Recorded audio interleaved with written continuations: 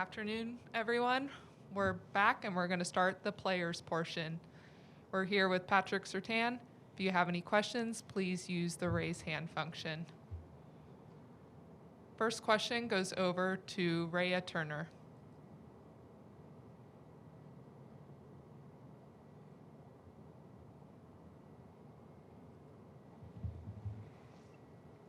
Hi, Patrick. What does it mean to you being back in the college football playoffs? It means a lot to come back here and, reach our destination, and just keep on building the standard here. And we'll go over to Ralph Russo. Hey, Patrick, thanks for doing this. And wondering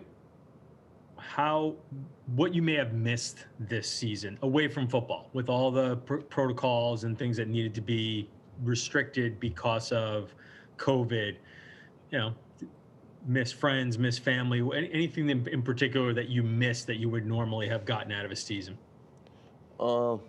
Miss the fans, with college football without fans. But we had some fans in the stadium, but it's still not the same atmosphere. That's what I probably missed. Dennis Freeman with the next question. Hey, Patrick. What exactly is the iceberg, and how do you get yourself mentally prepared to meet that challenge? The iceberg is definitely is something where you got your ice cold in your veins, you're ice-blooded, and when you're on the island, you make opponents feel your iceberg, Over to Holly Rowe. Hey, Patrick, I was just curious about, Coach Saban has such a great reputation for teaching guys in the secondary. Could you give me a couple of key technique things that he's taught you and that he's harping on about that you've gotten better at?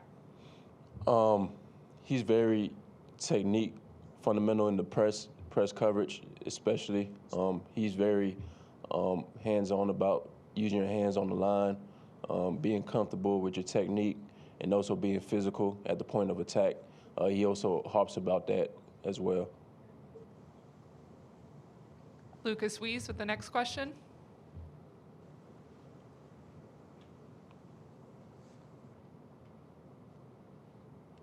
Sorry, can you hear me? Yep, you're good. Hi, Patrick. I know that John Meshie's on the other side, but what does he bring to the team on and off the field? He brings a lot of talent on the field, of course, but he's also a very hardworking guy. After practice, he gets on the jugs, works on his routes, do whatever it needs to take for him to be great. And you see that on the field from him each and every week.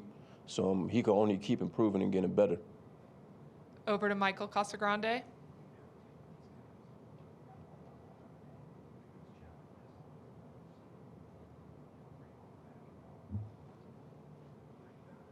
Can you hear me? Yep. Okay. Those practices, those days after the Ole Miss game, what do you guys learn the most from that game, and how did Coach Scolding, how did he lead you guys through that?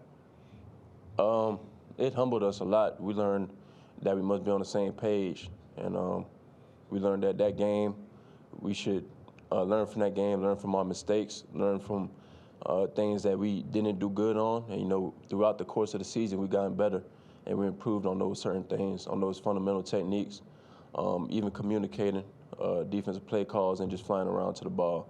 And as a whole unit, we put our heads high and just kept on working. Austin Hugh, you're up. Yeah, Patrick, just wondering what you've seen from Notre Dame on tape, and specifically what Ian Book might do that might give you guys some problems. This all starts with the O-line. They got a good front of the O-line. They're very physical. They're very oriented. They got a great quarterback. He makes plays for them, and they got great perimeter players. And they're a very well-balanced offense. Mike Rodak, go ahead.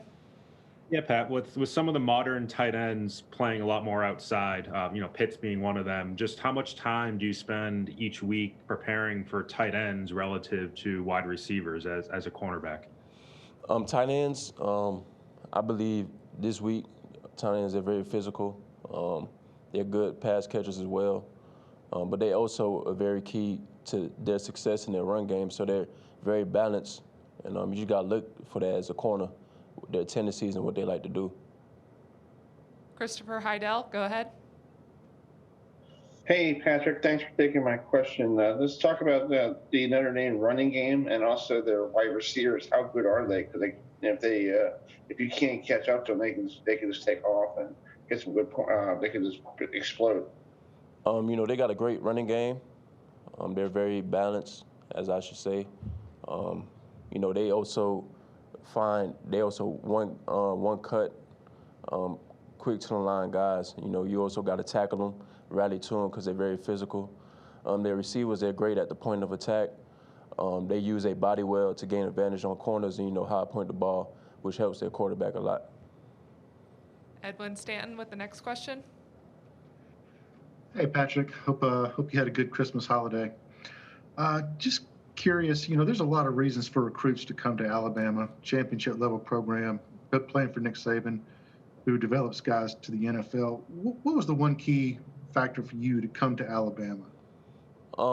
Just to get developed and become the best version of myself each and every day. We work hard here, but also off the field. You learn a lot from this program, which helps you in life and succeed in life. These will be the final two. Over to Dennis Dodd.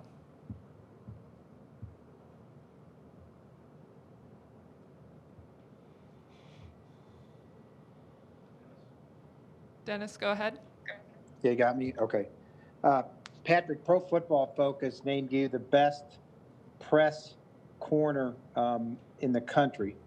I wonder what that meant to you, and how hard is that to train that way, to get that way, when you know that, one mistake and a guy can be past you? I very thankful for that mention and for that honor, but, it all starts with the work in the off season. The work you put in leading up to the season, that's what helps you get those accolades. But, those accolades come from team success as well. So, just thankful for the team and the coaches for helping me prepare and be the best player I could be. Final question for Pat. We'll go over to Steve Moulton.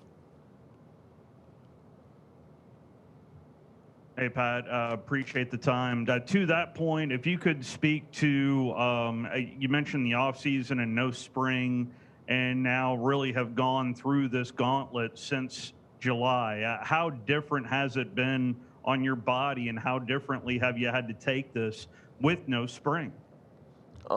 It's a very different process.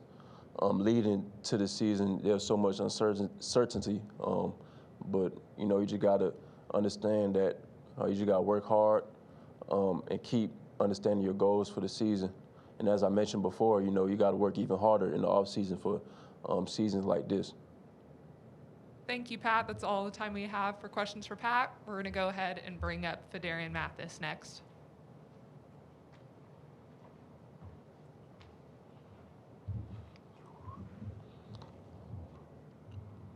We'll do same as we did with Patrick Surtain. This is Fedarian Mathis. If you have any questions, please use the raise hand function. And Tony Sakalis will open us up. Tony, go ahead. Yeah, Phil, what's it like going against Chris Owens, and what does he offer at the center position? Chris Owens, he's a great guy. I'm happy to see him step up after landing being down, and can't wait to see what he's go out and do this week. He does a lot for the D lineman, give us a great look in the run game, also in the passing game, and he's just been great all around. This year round, and I'm just glad to see him step up and take on this big challenge. Aaron Suttles with the second question. When you look back at your recruiting class, that class of 2017, when you signed, did you realize how much talent was in that class? No, sir. Not until, of course, after we won a national championship my freshman year, and when I looked around. We did have a lot of great guys in that class, and it's starting to show a lot right now. Is there a mask up there? No. Nick Hamilton, go ahead. Hey, good morning. Just wanted to get your thoughts on what it means to be back and, playing the college football playoff as far as the school and the program and playing in the Rose Bowl game itself. I feel like it's a great opportunity for our team. Man, we came a long way. It's been well, not a long time, but it's been a minute for us. And I'm just happy to see us in this position to play for a national title. So I just hope we can just keep grinding it out, keep playing together as a team, and making something big happen. Ralph Russo, over to you. Hey, Fedarian. Away from the field with all the restrictions and protocols in place, what did you miss? Was it stressful at all? Were there things in particular like that you really had to change your life that were difficult, or maybe more difficult than others? I mean, I looked at it like it was a challenge for our team, and I feel like as a team, we took on that challenge. We handled it well with the Zoom calls all over the summer. Everybody working out on their own, sending their videos in, sending weight in, just taking on the challenge. And I think we did that very well throughout the summer, throughout the spring, and now it's showing that we didn't play around. And we really worked our butts off, and we didn't back down from the challenge. Chris Hummer with the next question. Hey, you were one of the last to commit as part of that 2017 class. When you kind of signed on the dotted line on signing day, what do you kind of remember thinking about that 2017 class that you were signing with as a whole at that point in time? When I signed, I really didn't see, I didn't really think we had I really didn't envision the big class that we have, but just like I say, after winning that national championship my freshman year, I was like, wow, man, you got Judy, Tua, Smitty, all those guys, and man, we did have a big class, so I'm just proud to say that I'm a part of that. Dennis Freeman with the next question.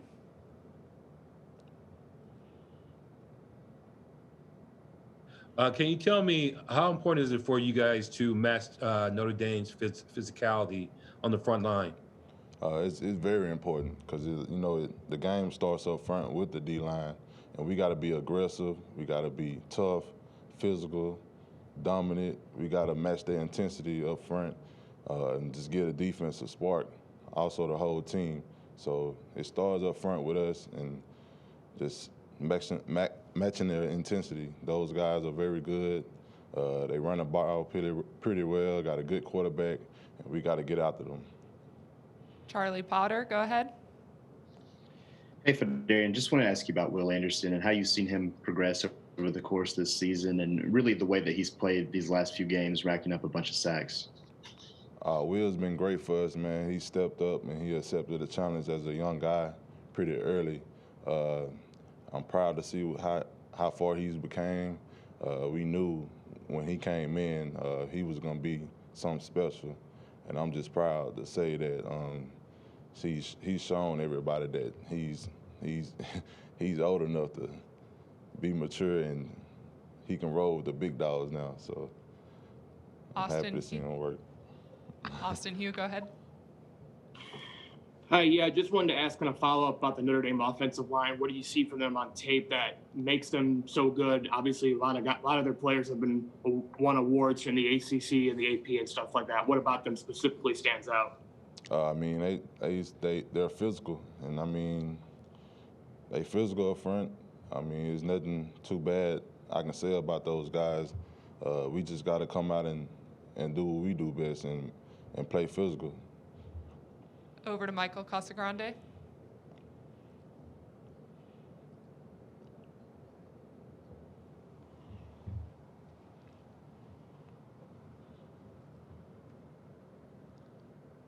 Michael, go ahead and unmute yourself.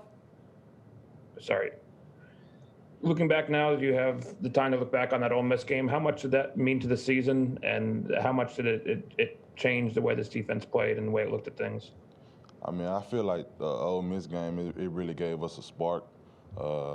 You know, we didn't play as well as we wanted to play, and we just took that game for motivation to get us where we at now. And we try not to think about that. You know, that's in the past, but it is what it is, and we just gotta keep rolling. Steve Moulton, over to you. Dylan Moses in particular, I'm wondering how big of a leader he is on defense and really what he has contributed this year in particular. Dylan Moses is a great leader for the defense, and he does a lot to get us going on the defense as a all, and we just need him to keep leading us throughout the season, this 2-game season. Him just stepping up and giving it all he got. And we'll finish up with AP Stedham. Hey, good afternoon, Fedarian. Fedarian, did you get a chance to watch the Notre Dame offensive line in the first Clemson game and then evaluate the second Clemson game? And what did you see happen between those 2 games? And then also, what makes Najee Harris so difficult to tackle? Well, first of all, I think Najee, he runs really hard. He runs low. He got great balance. Man, he's a tough guy to tackle. And that's it. Thank you, Phil. We'll be bringing up our next player shortly.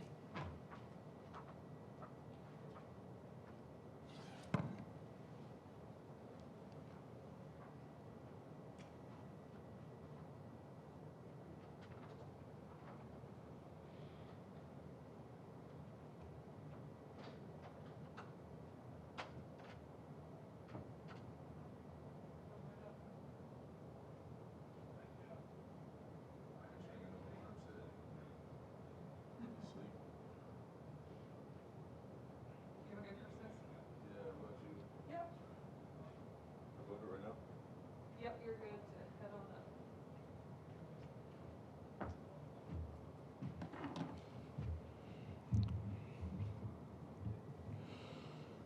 We're back with Christian Harris. Same as before, go and use the raise hand function and we will get started.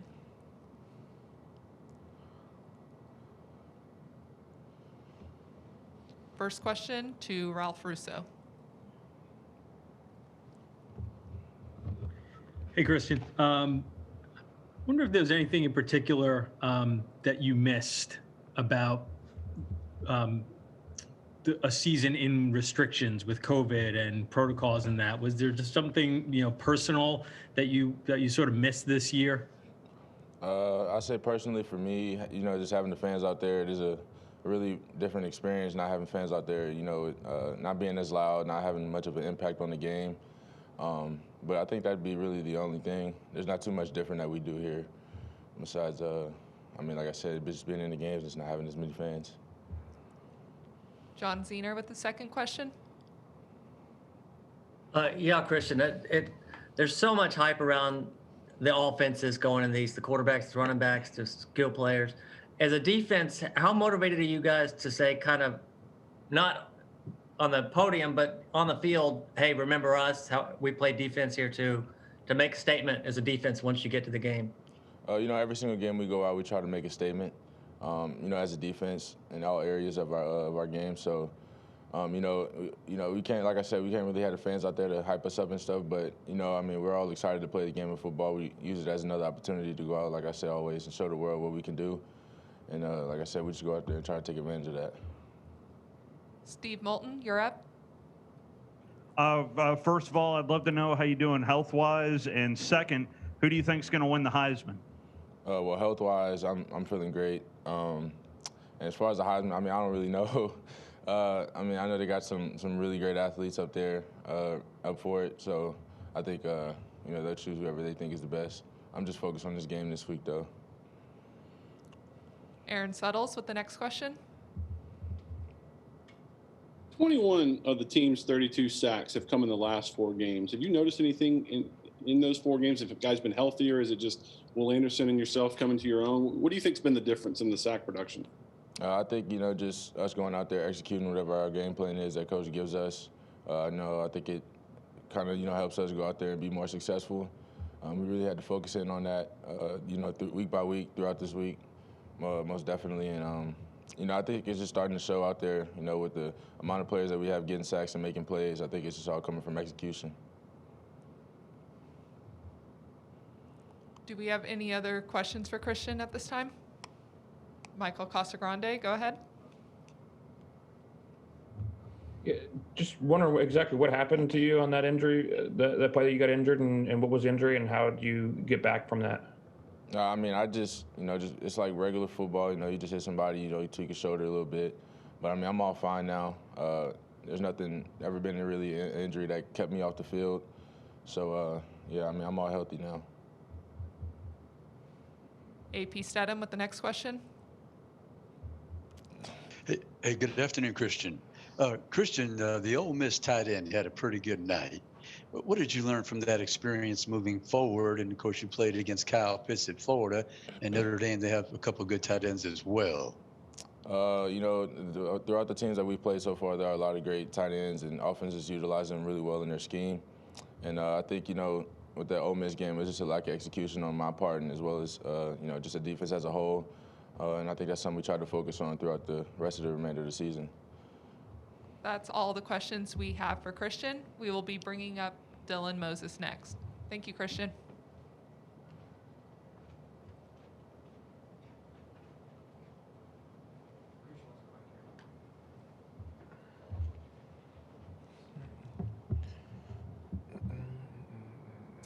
Here with Dylan Moses, Rhea Turner will have the first question. Hi, Dylan. How do you feel about going up against Kyron Williams?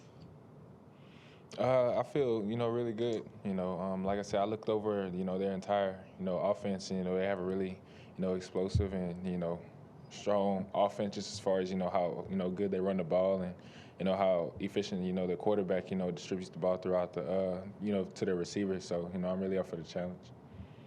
Jeff Spiegel with the next question.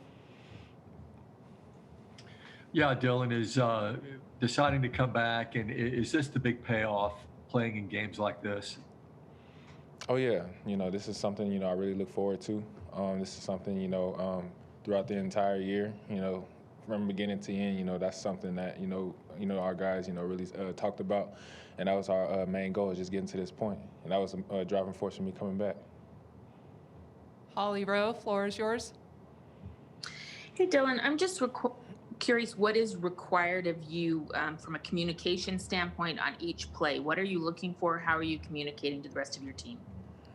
The main job for me is just, get the plays, to, the rest of the defense, looking at Coach Goldman and, just distributing the plays throughout the, from one side of the field to the other. And that's really pretty much my job. But the main thing I'm looking for is just, to set up the defensive lineman. And then Christian pretty much communicates with the defensive backs, to set up, give them the plays. Ralph Russo, go ahead. Hey, Dylan.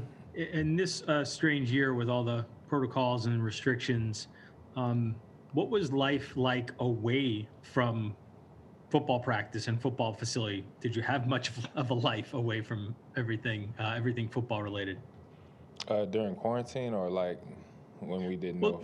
Well, even during the season, when you guys you're trying to just get through a season with all the testing, but again, distancing and not having classes in person, things like that.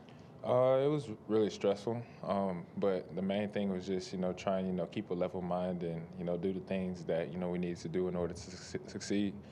Like I said, just with the testing and all of that, like I said, it could weigh on you, having to do that every day and, having to, persevere through all those challenges. But like I said, for the most part, our team has handled it well. And like I said, you're just ready for our next great challenge. Aaron Suttles, over to you. Dylan, when you look back on your 2017 recruiting class, you got Mac and Tua, you got the Rideouts, you got yourself, Jedrick, Alex, Xavier. There's so many talented guys that are playing in the NFL now and that will be playing in the NFL.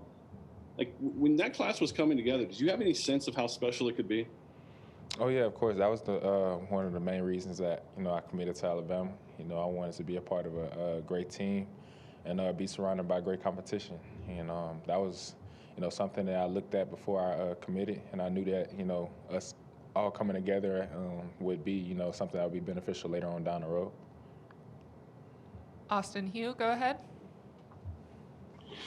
Dylan, there's been a lot of questions today about the tight ends you guys have played in the past and the tight ends that Notre Dame has right now. What about the current Notre Dame group of tight ends stands out to you when you watch them on tape? They're really versatile. They could stay in the core and block, or they could be flexed out and play as a receiver and catch the ball. So I feel like with that we really have to be on our P's and Q's and make sure that we're disciplining our pass drops and we're making sure that we're doing everything we can to put everything on wraps. But it's going to be very tough. They're a really experienced group, and like I said, we expect the most from them. Unless there are any others, we'll finish up with Steve Moulton. Dylan, I hope you could speak to the Notre Dame offense. Overall, just give me a scouting report of what you have seen out of the Notre Dame offense studying film. Watching them, they have a really strong running attack. And like I said, just, throughout watching their film, like their offensive line is really aggressive. And their running back, he's really quick and he picks his holes pretty well. And their quarterback, he keeps his eyes down the field. No matter what's going on in front of him, he always tries to extend plays. And for us, we have to stay on all the receivers or the guys that we're covering in order, to keep him, contained and also put pressure on him as well. Like I said, with this guy, he's very versatile with his legs and his arm as far as the quarterback go. And like I said, they just have like a lot of weapons. So for us, like I said, we just have to be really disciplined and make sure we stay in our gaps, keep the quarterback contained, and just be disciplined overall.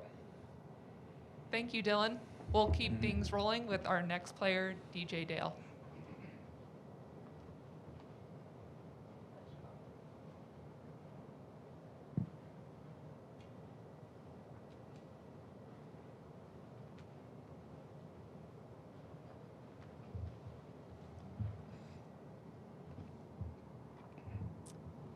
Here with DJ Dale, and Ralph Russo will get things started. Hey, DJ. So Dylan had just mentioned about, how living through this sort of COVID season with all the restrictions and the protocols got a little stressful. Did you find this to be stressful, especially maybe the testing part? Did you find yourself thinking like, all right, is this the day? Like, are we clean today? Yeah, it was stressful at times. But everyone knew like this was some of the things that we had to do in order to have a successful season. But at times, yeah, it's like you didn't want to get up and do it, having to get up at 7 in the morning, come get tested, and over again, you could kind of get frustrated. But we all bought in because we knew this was what we had to do. John Zener with the second question. Yeah, DJ, how much motivation does this defense have after the Florida game? Florida getting some big numbers, but also it seems like several of the defenses in these playoffs get overlooked because the offenses are so good. So how motivated are you guys to kind of make that stand yourself? We're very motivated. From what we put on film last week, we're not, feeling great about it.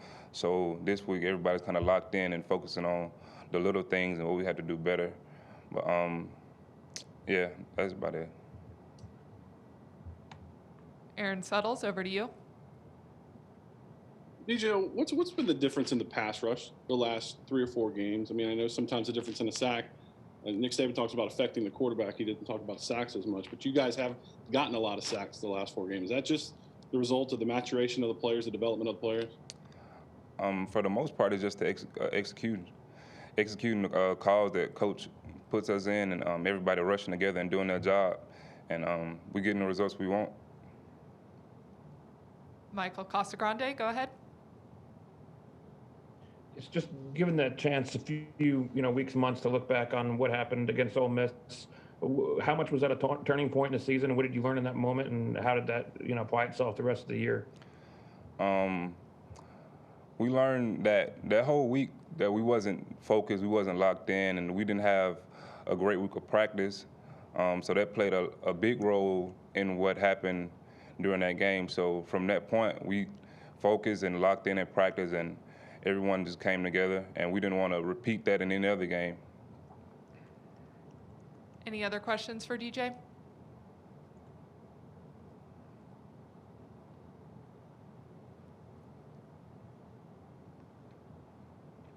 All right, thank you, DJ. We'll be bringing up our final player.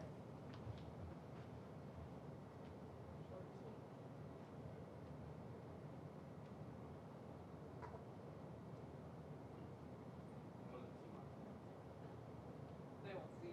I like your pants, very festive. You have a good Christmas? Yeah.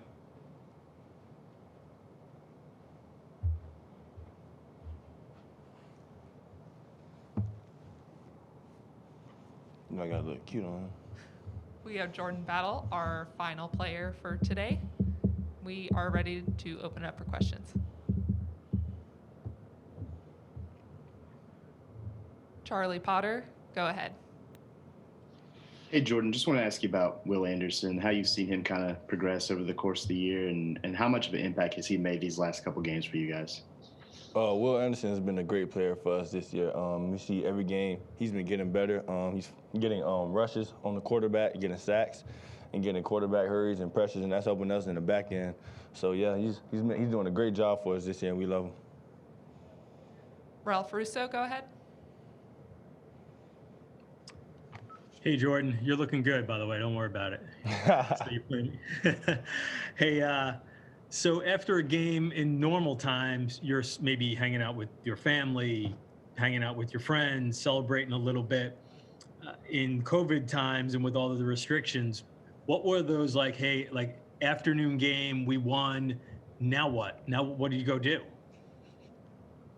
There's not really much you can do. I mean, you have to, stay social distance. We got to stay as far from people we don't know. My parents are good. I come home, I protect myself. I wear a mask. My brother wears his mask, and yeah, it's kind of hard, but we have to do what we have to do for safety protocols. Steve Moulton with the next question.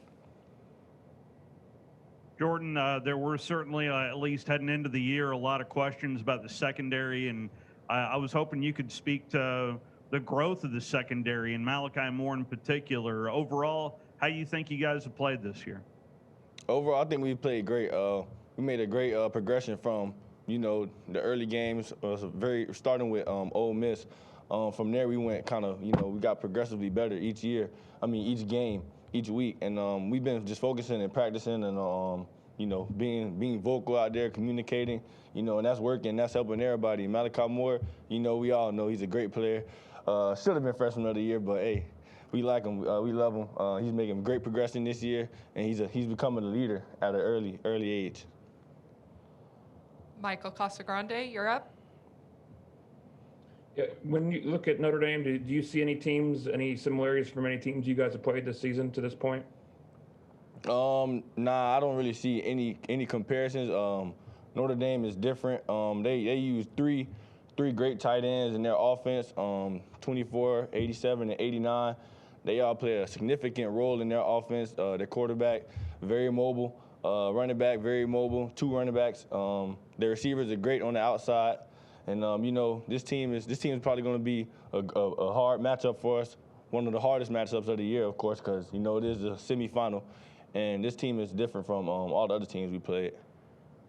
We will wrap things up with AP Stedham unless there are any other questions.